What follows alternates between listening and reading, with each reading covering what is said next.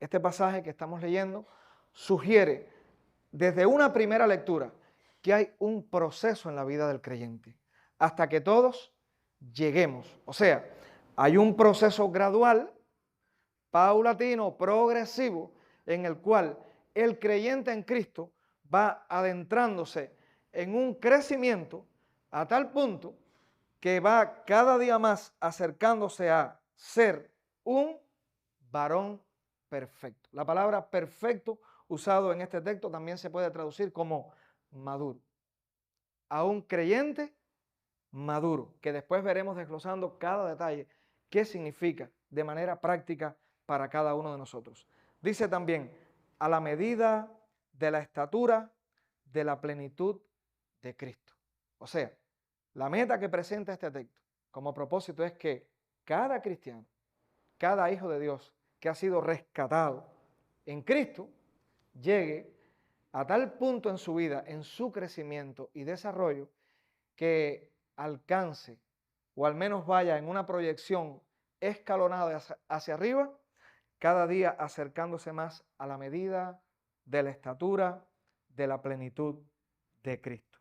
Así que veamos entonces otro versículo que es el versículo 15 para que veamos también que sugiere este pasaje un crecimiento, un proceso de crecimiento en la vida del cristiano. Dice el versículo 15 del capítulo 4, sino que siguiendo la verdad en amor, crezcamos en todo, en aquel que es la cabeza, esto es Cristo. Crezcamos, vayamos en desarrollo. Y este pasaje agrega algo más. Crezcamos en todo. O sea, un crecimiento integral de nuestra vida, que dentro de poco vamos a ver más detalles acerca de eso. Vayamos al versículo 16, que también sugiere crecimiento, de quien todo el cuerpo bien concertado y unido entre sí por todas las coyunturas que se ayudan mutuamente según la actividad propia de cada miembro, recibe su crecimiento para ir edificándose en amor. Otra porción más, otras palabras que sugieren que en nuestro proceso como cristianos vamos a experimentar un crecimiento, un desarrollo, ¿verdad? Entonces, bueno, ¿cómo pudiéramos entonces a la luz de estos textos definir el crecimiento del cristiano? Bueno, crecer como cristiano significa que Dios nos involucra en un proceso donde van ocurriendo progresivamente en nuestras vidas cambios, desde lo más profundo hacia afuera, cambios tan profundos y tan radicales que van provocando en nosotros que cada día nos parezcamos más y más a Jesucristo, a nuestro Señor Jesucristo. Pablo decía en Gálatas hasta que Cristo sea formado en vosotros. Y ahora por acá Pablo diciendo hasta que lleguemos a ser un varón perfecto, ¿a la cual medida? A la estatura de la plenitud de Cristo. ¿En qué áreas entonces debe ocurrir esta transformación o va a ocurrir esta transformación en la vida del cristiano para parecernos más y más a Cristo y llegar a la medida de la estatura de su plenitud? Bien, lo vamos a desglosar de esta manera para que quede mejor grabado en nuestra mente. Bien, Cristo va a ser formado en nosotros y vamos a decirlo de esta manera desglosando tres áreas. Nuestra mente irá siendo transformada para cada día parecerse más a la mente de Cristo. Una segunda área de crecimiento, el carácter. Nuestra vida va a ir siendo transformada de tal manera que va a ir siendo formado en nosotros el carácter de Cristo. Y en tercer lugar, el ministerio de Cristo. Nuestra vida va a ser transformada de tal manera que cada día nuestra vida va a asemejarse a Cristo en que vamos a desarrollar el ministerio de Cristo en nuestra vida. Amén. Ahora lo vamos a ver más desglosado a través de este pasaje de Efesios capítulo 4. Comenzamos entonces con la mente de Cristo. Dios, en el llamado que te ha hecho, quiere que tu mente cada día sea renovada, transformada, Versículo 13, volvemos a él y dice así: hasta que todos lleguemos a la unidad de la fe y del conocimiento del Hijo de Dios. ¿Qué significa este conocimiento? Solamente se enmarca en unas verdades elementales para nosotros creer que Cristo es nuestro Salvador, nuestro mediador, que tenemos necesidad de arrepentimiento y reconciliación con Dios a través de Él, o abarcará un conocimiento más amplio que vaya transformando, inundando cada área de nuestra vida para que nuestra vida vaya cada día más en un progreso de transformación y ser moldeada a su imagen y a su pensamiento. Por supuesto que la segunda. No solamente este conocimiento queda enmarcado en el momento en que ocurrió en nuestra vida la conversión, sino esto es un conocimiento que tiene que ver con nuestra transformación. No es información, es transformación. Puede ser que encontremos en este mundo muchas personas que conozcan la Biblia, que conozcan datos bíblicos. Recuerdo en una ocasión, y cuento esto como un testimonio muy interesante de algo que me ocurrió. En una ocasión, una iglesia vecina a donde nosotros éramos pastores nos invitó a una comida, un fin de año. Fuimos a esa comida y en el área de la cocina tenían a un señor, no sé si era familiar de alguien de esa casa donde nos invitaron, un señor ebrio que había tomado unas cuantas copas de más. Y aquel señor, sentado en un banco que se encontraba así bajo, empezó usted es el pastor. Le voy a hacer algunas preguntas. Y aquel señor comenzó a presentarme citas bíblicas para ver si yo las sabía de memoria. Pero fue un listado grande y el señor se recitaba los textos de memoria. Y yo le dije, no, es que nuestra tarea no es dominar.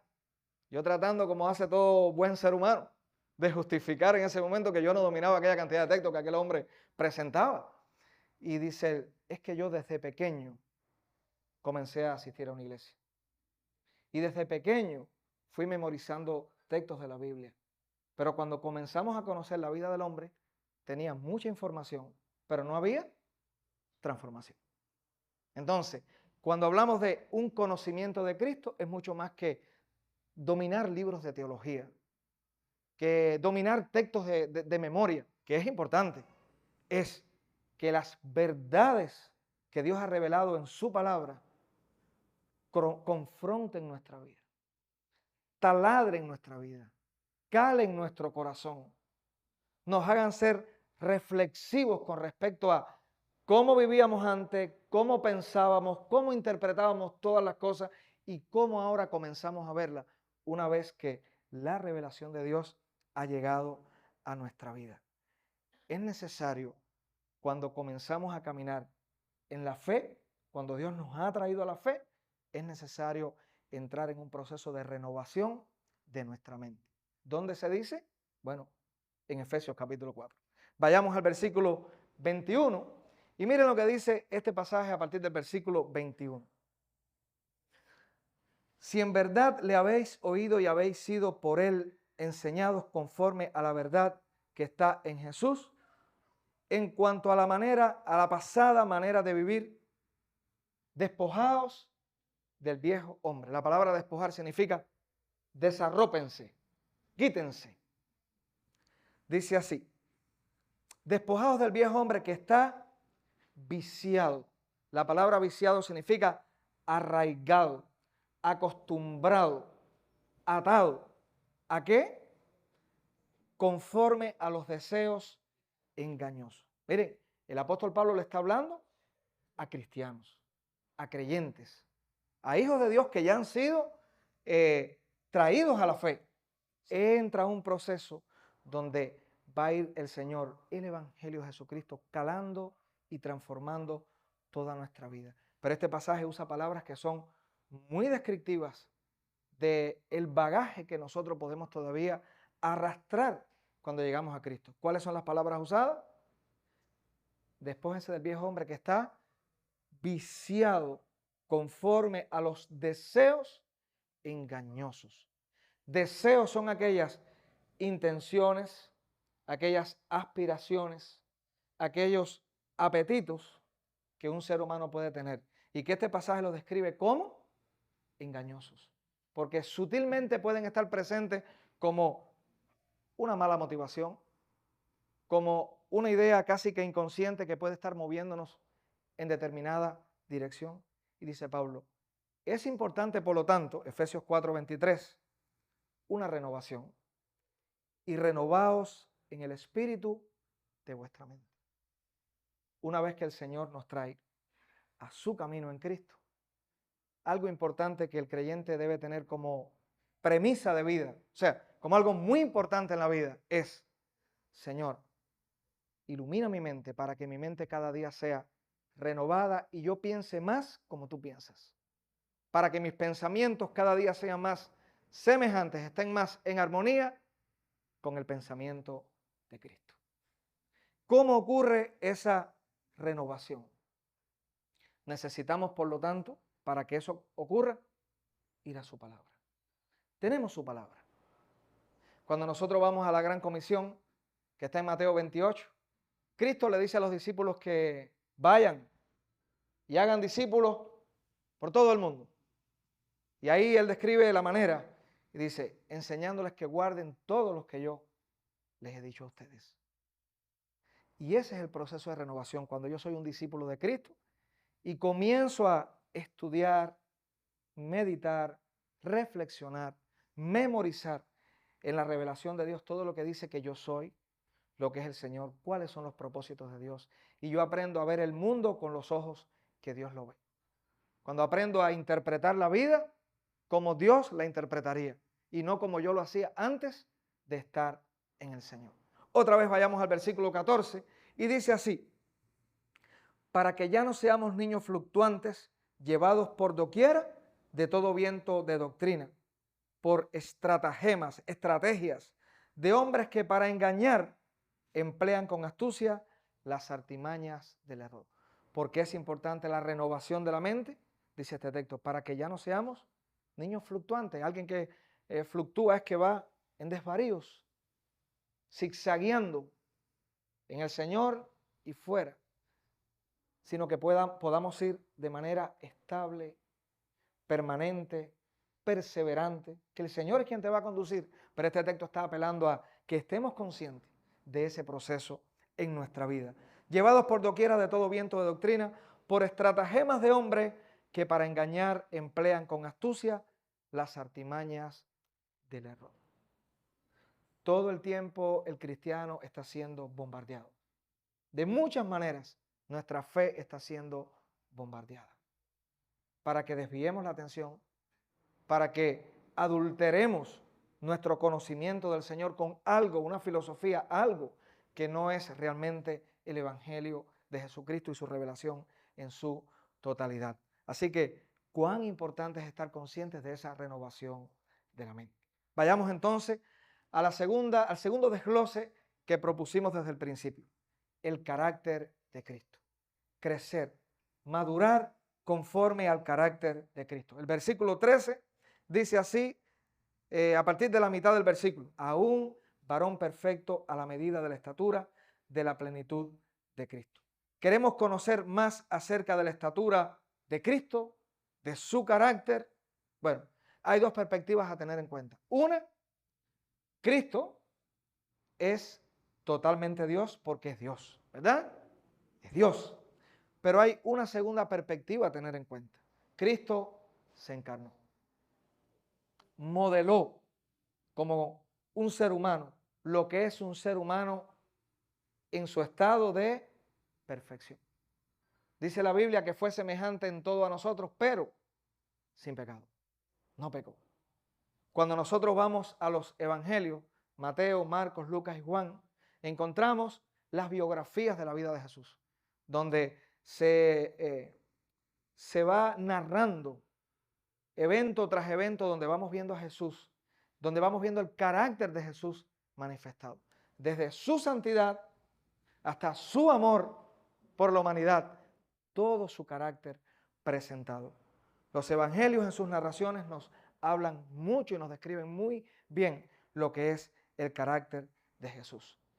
Tú y yo somos llamados con nuestro llamado al Evangelio a ser semejantes en nuestro carácter al carácter de Jesús. Efesios capítulo 4, versículo 24 dice así: y vestidos del nuevo hombre, creado según Dios en la justicia y santidad de la verdad. ¿Qué significa ese vestirse? Hace un momento veíamos que en vez de vestirse, decía el pasaje, despójense, ¿verdad? Desarrópense. Ahora este texto está diciendo, y vístanse del nuevo hombre, creado según Dios en la justicia y santidad de la verdad. No son cambios externos, ese vestirse del nuevo hombre. Tenemos que partir que es la iniciativa de Dios en nuestra vida, es el que comenzó la buena obra, la va a perfeccionar. Solamente es estar conscientes de que Dios nos está diciendo, pon todo tu tesón, pon todo tu corazón, disfruta mi transformación, disfruta el proceso que estoy haciendo en tu vida de ser transformado, renovado conforme a la imagen de mi Hijo. Ya decíamos que no son cambios externos, porque podemos caer en una religión vacía. De ahí que hay una gran diferencia entre vivir en la gracia y vivir bajo la ley, como sucedía en el libro de Gálatas. Vivir bajo la gracia es, voy siendo transformado, voy siendo renovado en mi mente, en mi carácter, en mi ministerio, en mis habilidades y dones, porque Cristo murió en la cruz por mí. Mis pecados fueron totalmente cancelados en su obra redentora. Por lo tanto, soy libre del pecado para ser, como diría el libro de Romanos, siervo de justicia. De ahora en adelante, en adoración, en agradecimiento al Señor, en una vida de intimidad con el Señor, capacitado por el Espíritu Santo del Señor que va moldeando mi vida, voy siendo transformado cada día más y más. Mi mente es renovada y por lo tanto siempre que estoy ante un desafío, una tentación, una decisión a tomar, un conflicto, una lucha, desde mi mente en ese proceso de renovación puedo pensar, puedo ser iluminado y a la vez también condicionado para evaluar las cosas como Dios las evaluaría y las juzgaría. Entonces, mis hermanos, no es intentar, cuando hablamos de carácter, tratar de, por mis fuerzas, por mis propios medios como ser humano, hacer una renovación de mi vida en el sentido de hacer una reforma humana. Yo tengo que mejorar, yo tengo que cambiar. No es una reforma, es una transformación que Dios ha comenzado en tu vida. Hay una diferencia muy grande. Hay muchas religiones, aún con matiz de evangelio, que promueven una reforma en la vida. Obra y Dios te va a bendecir. Sé obediente y Dios entonces va a prosperar tu vida. Cuando vamos al evangelio, esta transformación del carácter es lo que Dios está produciendo desde lo más profundo del corazón como parte de ese llamado. El que es justificado va a ser santificado. Veamos el último elemento de transformación, el ministerio de Cristo. Hacer su obra en una forma más consciente y efectiva cada día. Dios te ha llamado para que tú seas en esta tierra un embajador de Él. Para que tú seas en esta tierra un instrumento para la bendición y la salvación de otras personas. Dios ha puesto en ti dones, habilidades, recursos, talentos para que sean usados para la edificación del cuerpo de Cristo y para la extensión a aquellas personas que aún no conocen de la palabra del Señor y no conocen el mensaje de salvación, el mensaje del Evangelio. Dice el versículo 11 del capítulo 4, y él mismo constituyó a unos apóstoles, a otros profetas, a otros evangelistas, a otros pastores y maestros. Bien, está poniendo un grupo específico en unos ministerios que a través de la historia han estado en la iglesia con un propósito. Miren lo que dice el versículo 12, a fin, es decir, con el propósito de perfeccionar a los santos para la obra del ministerio. Perfeccionar significa madurar, equipar a los santos. Tenemos que hacer una aclaración. ¿Quiénes son los santos que se describen en este texto? es la iglesia de Jesucristo. Los que han sido santificados en la obra de redención de Cristo. Esos son los santos. No es una imagen de alguien, ni es un santo canonizado a través de la historia. Los santos que están mencionados ahí somos nosotros, la iglesia de Jesucristo. Dice este pasaje entonces que Dios ha levantado hombres que han tenido la tarea de perfeccionar, de equipar a los santos para la obra del ministerio. ¿Qué es el ministerio? De otra manera, pudiéramos traducir la palabra ministerio, servicio. Sencillamente, para servir. O sea, Dios ha levantado hombres para preparar a su iglesia para servir. Eso es lo que está diciendo este pasaje. Para la edificación del cuerpo de Cristo. Mis hermanos, somos llamados entonces a desarrollar en nuestra vida el ministerio de Cristo, ¿sí o no? Por supuesto que sí, ¿verdad? Entonces, perfeccionar, ya lo dijimos, equipar, madurar, la obra de ministerio, servicio, para la edificación del cuerpo, para el desarrollo y crecimiento del cuerpo de Cristo. Versículo 16 también, para ver cómo se describe aquí el ministerio de los creyentes, de quien todo el cuerpo, bien concertado y unido entre sí, por todas las coyunturas que se ayudan mutuamente según la actividad propia de cada miembro, recibe su crecimiento para ir edificándose en amor. Es vital tomar en cuenta la imagen presentada en este texto para hablar de la iglesia. Está hablando de un cuerpo.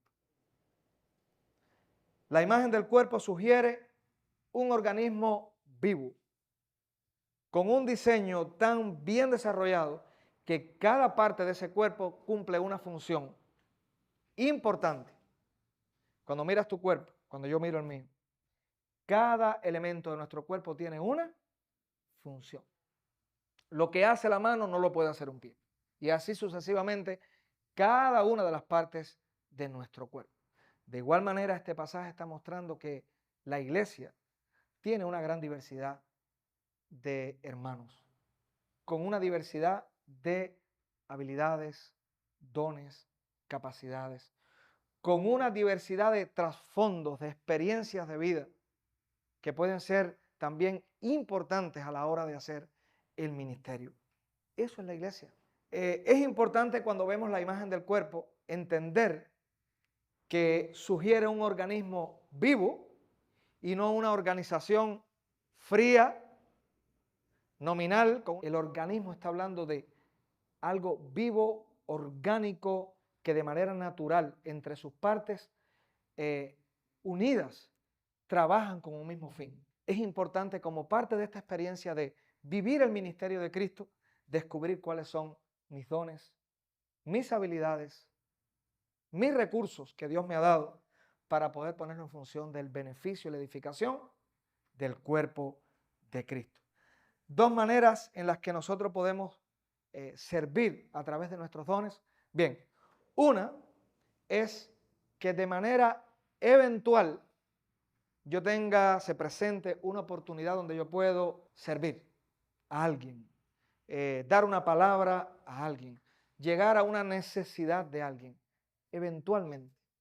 Pero hay otra manera en la que nosotros podemos servir y es cuando descubrimos los dones y de manera comprometida, sistemática y creciente, yo me involucro según mis dones en un área donde yo 1 hora a la semana, 2 horas a la semana, unos minutos al día, yo dedico un espacio de tiempo formal y sistemáticamente y crecientemente para yo ser un instrumento como parte de la membresía de una iglesia.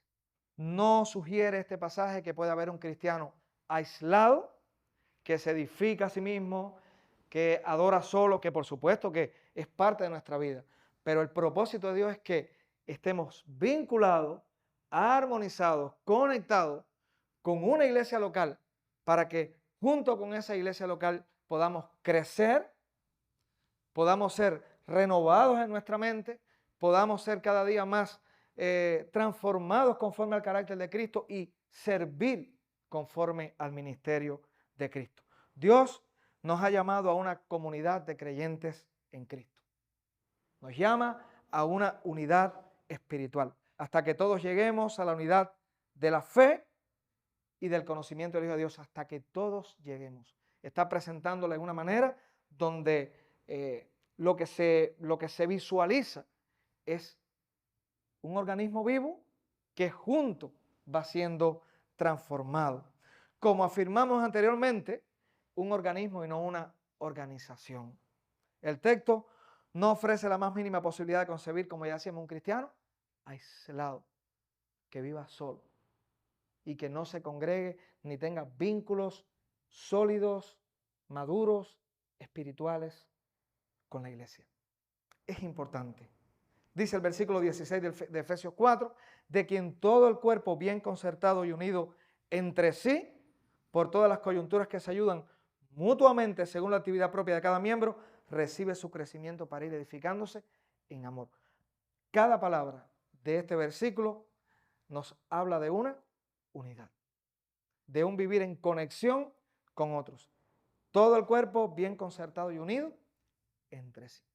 Bien concertado, es decir, armoniosamente, con propósito, por todas las coyunturas que se ayudan mutuamente. Está hablando de una reciprocidad por parte del cuerpo. Lo que estos versículos plantean, mis hermanos, no se logra con una reunión de domingo solamente. ¿Qué creen? No se logra con venir el domingo y adorar, que es un tiempo precioso, ¿verdad?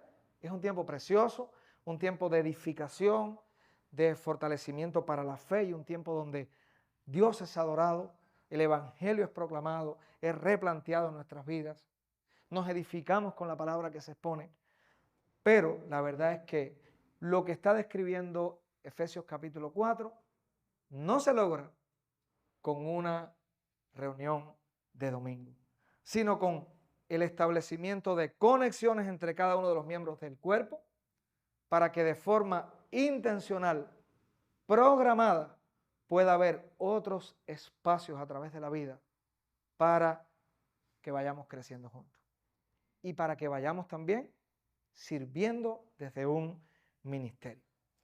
Pero un paso inicial pudiera ser que como miembro de esta iglesia, porque estamos hablando ahora y aplicando aquí, podamos, aparte del encuentro del domingo en la mañana, tener un espacio donde haya una exposición mayor de mi vida en un encuentro más personal, con un grupo pequeño o con una pareja, con un hermano, donde juntos podamos entrar en un proceso de discipulado, intercambio, oración y algún ministerio específico que puede salir de ahí de servicio.